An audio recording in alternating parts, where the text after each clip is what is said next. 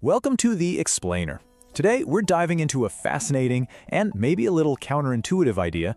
When you finally achieve serious wealth, the smartest move you can make might be to tell absolutely no one. I mean, let's be honest. When you daydream about getting rich, a little part of you probably pictures the signs, right? The little signals to the world that you have finally arrived. We see it all over social media, don't we? The Lambo, the designer clothes. It's this powerful urge to show everyone that you finally made it. But what if that's the exact wrong thing to do? See, there's another path, a quieter one. Today, we're going to explore why going stealth with your wealth might be the key not just to getting rich, but to staying rich and, more importantly, happy. We'll look at the fantasy versus the reality, a really serious case for privacy, how it messes with your relationships, and then what it actually means to live a truly rich life. So let's start with the dream that everyone is chasing. But we're going to pivot very quickly to the harsh reality that comes with it, a reality that most people never even consider. That is a direct quote from a man who won a massive lottery jackpot, speaking to his financial advisor. His story, well, it's a powerful and pretty tragic warning. Billy Bob became a local celebrity overnight. He was a generous guy who just hated saying no. He gave money to pretty much anyone who asked, which, as you can imagine, led to constant fights with his wife and eventually their divorce. The attention and the endless requests for money just completely overwhelmed him, and in just 2 short years, he was in debt and deeply unhappy. And his story brings us to the alternative, stealth wealth.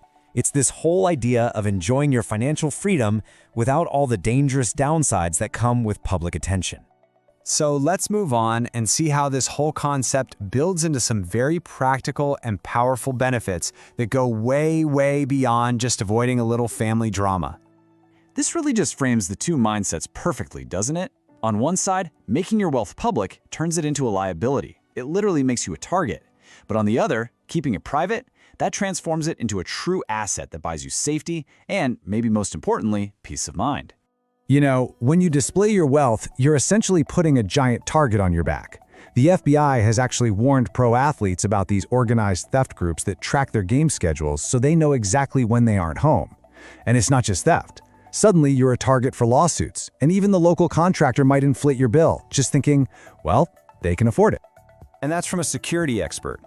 It's a calculated risk for criminals because public figures make it so easy. They know exactly where to look and who to target. Okay, so beyond your physical security, let's talk about something even more personal: the health of your relationships with your friends, your family, your coworkers. This one might surprise you. An experience study looked at what high earners actually drive. And the top 3 brands, they weren't Ferrari or Lamborghini. They were Toyota, Honda, and Ford. It seems like such a simple question, right? But the answer reveals a whole world of hidden headaches that come with flaunting that kind of luxury. It's about avoiding people who are only interested in you for your money. It's about preventing that subtle jealousy from creeping into your closest friendships. And honestly, it's about avoiding the nauseating headache of owning a supercar, where a simple repair can cost a fortune and take weeks because a part has to be special ordered from Europe. So, if you're not buying Lambos and Rolexes, what's the point of being rich? Let's look at the real playbook for living a truly rich life, not just looking like you do. The goal shifts completely. It's no longer about impressing other people. It's about this profound psychological shift from like a survival mode to an opportunity mode. You stop buying things to show people you have money, and you start using money to buy back your time and create a life you genuinely love living. A tweet that went viral a while back captures this just perfectly. Level 1, you cut your own grass because you have to. Level 2, you pay someone else to do it because you have money but you have no time. But level 3, the ultimate goal, you cut your own grass again simply because you have the freedom and the time to actually enjoy it. Your spending priorities, they just shift dramatically. You start pouring resources into things that actually improve your quality of life day to day, while that spending on things meant to impress others, it drops to almost zero.